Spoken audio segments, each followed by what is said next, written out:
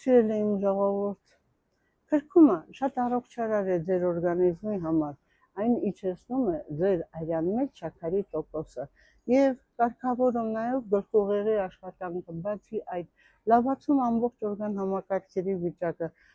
այն կարելի է ներառել նաեւ եթե առավոտյան խմում եք քրքում, ապա անպայման մեկ բաժակ ջրի հետ գոլ վիճակում ջուրը մեկ թեյի գտալ, բայց անպայման երեկոյան խմեք 7-8-ի սահմանում 150 գրամ ջուր, այսինքն մեկ բաժակ, մեջը լցրած մեկ ճաշի գտալ քացախ։ Սիրելիներս,